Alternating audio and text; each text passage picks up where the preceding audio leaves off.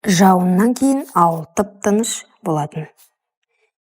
Әлихан мен Зере ауыл шетіндегі ескі үйге жауыннан қашып кіргенде ешқайсысы бұл түнді ешқашан ұмытпайтынын білген жоқ. Зере күйеуінің інісі Әлиханды бұрыннан сыйлайтын, үндемейтін, тұйықтау жігіт еді. Бірақ ол күні бәрі басқаша еді.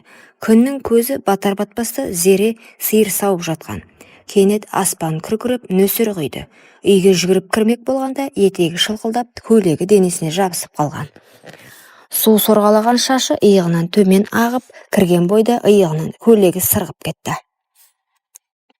«Кешір, мен сен деп ойлаған жоқпын», деді ыңғайсызданып тұрған қайын ағасына. «Мен де жаңа ғана кірдім», деп жауап берді Әлихан. Бірақ көзі Зеренің көзінен тайған жоқ. Сол сәтте бөлмеде іштей бір толқынды үн тұрды. Тыңдасаң үнсіздік, сезсең жүрек дүрсілі, ешкім сөйлемеді. Бірақ бәрі айтылып қойғандай болды. Жаурап қалған Зере көрпеге оранып төр бөлмеге кетті. Ал Әлихан от жақты. Күйеуі қалаға кеткен, үйде екеуі ғана. Тек оттың жарығы жанып тұр. «Киімдерім су болды, кешір», деді Зере ақырын ғана. «Қаласаң шешіп, оттың қасына жайып қой, мен теріс қарап отыра тұрам», деді Әлихан біртүрлі тұншыға сөйлеп. Зере біраз ойланды. Ол да адам, оның да сезімі, нәзік тұстары бар. Ақыры барлығын шешіп көрпенің астына тығылды. Бірақ ол қимылдаған сайын көрпе қозғалып, иығы мойны ашылып қала берді. Әлихан бұл көріністен көзін ала алмай отырды. «Қызық», деді Зәуре, даусы дірілдеп. «Не? Сен мені әйелің деп емес, басқа біреу деп елестетіп отырсың ба?» Бұл сұрақ Әлиханды дір еткізді. Не жауап берерін білмей қалды. «Жоқ», деді ақырын. «Бірақ сенің күйеуің менің інім. Ал мен тек келін ғанамын ба?» Көз қарастары түйісті. Оттың жарығы екеуінің жүзін жыпылықтатып жарықтандырып тұрды. Ешкім ештеңе айтпады. Бірақ тыныс алу, көзбен ұғысу, тербелген көрпе бәрі айтып жатты. Ішкі дауыс тоқта десе де екеуінің де көзі шегініссіз қатып қалған. Таң атқанда Зере тым ерте оянды. Қасында ешкім жоқ еді. Көрпе әлі жылу сақтап тұрған. Босағада Әлихан үнсіз отыр, терезеге қарап. «Сен бәрін түсіндің бе?» деді Зере. Үні дірілдеп. «Иә, және ештеңе болмағанын да білем», деді ол. «Шынымен, біз бір ғана сәтке шекарада тұрдық, бірақ біз ештеңе істемедік. Иә, бірақ ішімізде бір-бірімізді шешіндіріп үлгердік». Зере үндемеді. Ол да білетін. Ол түні ешкімнің денесі тоғыспаса да, ойлар мен сезімдер шекарадан асып кеткен. Кейін бәрі бұрынғыдай болды. Бірақ ешқашан бұрынғыдай болмады. Зере мен Әлихан ешқашан бұл туралы сөйлеспеді. Бірақ біріне қараған сайын іштерінде өрт тұтанып кететін. Жауын жауған сайын Зеренің денесі тітіркеніп, сол түні есіне түсетін. Әлихан от жағып отырған сайын көз алдында көрпенің астындағы Зере елестейтін. Бұл құпия, бұл шекара, бұл ешқашан болмаған, бірақ ешқашан ұмытылмайтын бір түн болды. Бір аптадан кейін Зеренің күйеуі Нұржан қаладағы шаруаларын бітіріп үйге оралды. Бәрі бұрынғыдай арқа-жарқа қарсы алғаннан кейін дастархан, шай, жылы сөздер. Бірақ Зере бұрынғыдай емес еді.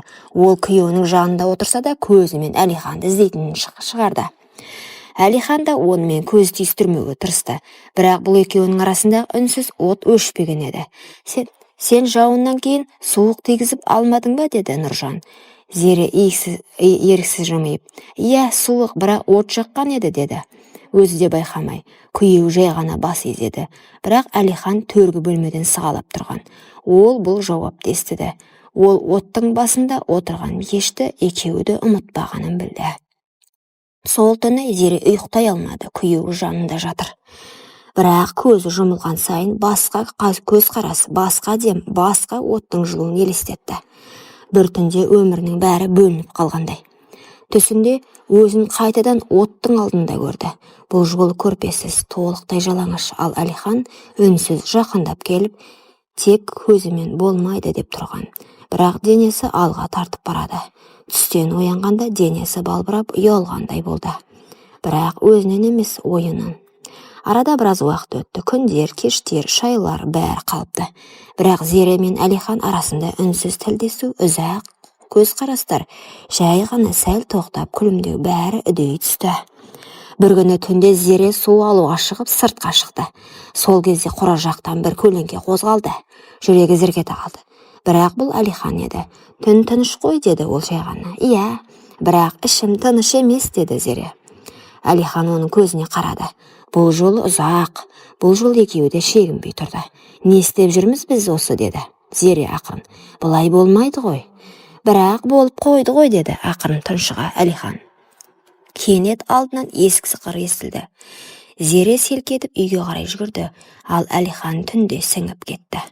Ертеңіне бәрі бұрынғыдай болды, бірақ Әлихан Зереге қағаз қалдырды, қысқа ғана сөз. Түсімде сен үнемі оттың жанындасың, көрпенің астында.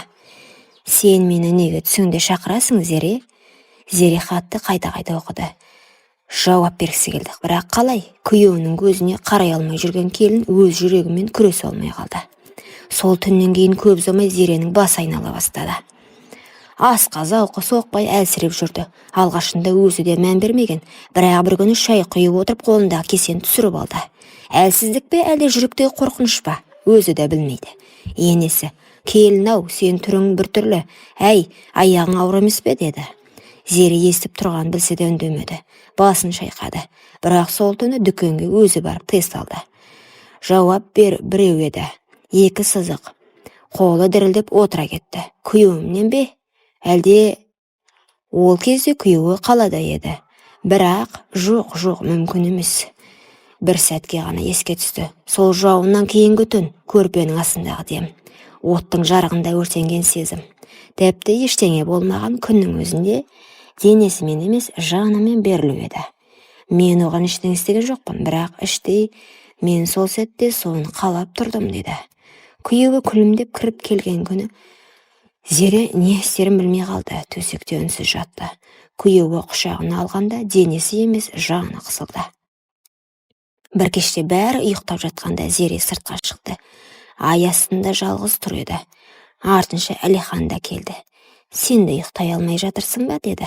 Жоқ, бәрі жақсы ма, Зере, деді ол біртүрлі елеңдеп. Жоқ, ұзақ үнсіз орнады. Менің аяғым ауыр сияқты, деді. Әлихан қозғалдықтап. Сүйгеніңнен бе, деді. Мен оны сүймеймін, ол тек күйеуім, деді. Зере деп сыбырлады ол, бірақ Зере көзін жұма салды. Егер сенен болса, не істейсің? Әлихан демін тартып алды. Сен ештеңе айтпа, бұл сыр. Менімен бірге кетсін. Егер керек болса, мен кетемін. Мен жоғаламын. Жоқ, сен кеткенде мен жалғыз қаламын ғой. Сол түн екеуі тағы ештеңе істемеді, бірақ енді бұл үнсіздіктің өзі кінә секілді ауыр болды. Айлар өте берді, Зеренің іші білініп қалды. Енесі қуанып жан-жаққа сүйінші айтумен жүр. Бірақ бір күні Зере ішін сипап отырған кезде енесі жанынан өте бере. Сенің ішіңдегі бала кімнен екен? Зере селк ете қалды, қорққанын жасыра алмады. Біреуге ұқсайды ма? Әркімнің өзіне ұқсамайтын біреу болады ғой, деп күлді. Нұржан соңғы кезде тым суып кеткен. Үйге кеш келіп жүр, жылы сөз жоқ. Бір күні Зере батылданып сұрады. Саған бірдеңе болды ма, деді. Жоқ, бәрі жақсы. Сен маған режулі сияқтысың ғой. Жоқ, тек сен көп ойланатын болдың. Бұрынғыдай емессің. Қолыңды ұстасам жүрегің дір ете қалатын. Сен маған не жасырып жүрсің? Айтшы, деді. Зере еш жауап бере алмады. Ол үнсіз бөлмеге кіріп кетті. Сол түні түсінде бала жылап жатты.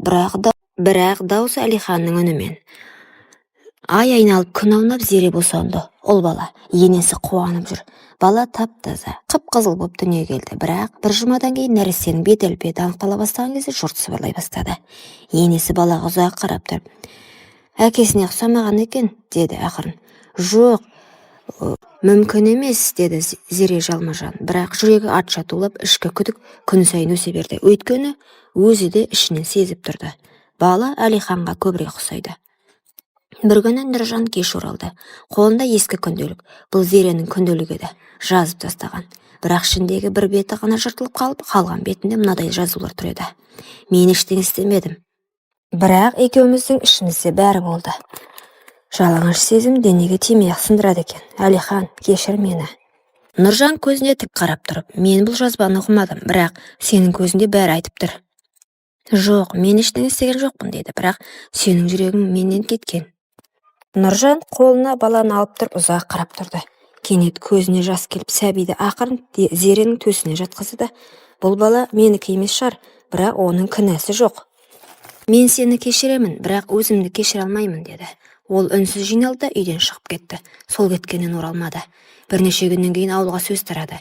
Әлихан ауылдан кетіп жатыр екен. Ешкімге ештеңе айтпаған. Жолға жиналып жатқан Зере келіп соңғы рет жолықты. "Сен ше, ештеңе айтпайсың ба? Айтатын сөз қалды ма, Зере?" "Бала, ол менікі болсын болмасын, мен оны ешқашан көре алмаймын. Неге? Себебі мен күн сайын сенің көзіңнен өзімді көріп, өзімді жек көргім келмейді." Зере егіліп жылап, басын оның иығына қойып: "Мен саған ешқашан тәнімді бермедім, бірақ жанымды беріп қойыппын. Сол жан менің өмірімді алып кетті." Сол сөзбен Әлихан бұрылды да мүлдем кетіп қалды. Ауылға қайтып оралмады. Зере қайынағасымен болған бір сәттік әлсіздіктің құнын өмір бойы төледі. Нұржан сол кеткеннен қайта оралмады. Ауылда өсекке қалып, енесіне қарабет болды. Бірақ ол ешкімге шағынбады. Басына орамалын тартып, ұлының көз жасына қарап өмір сүрді. Бала күнәсіз еді, ал Зере сол күнәні жүрегінде көтеріп, жалғыз ана болып қалды. Құрметті оқырман, өмірден алынған шынайы оқиғаларды тыңдағыңыз келсе, менің арнама тіркеліп, лайк, комментарий жазып қолдап кетіңіздер. Келесі кездескенше.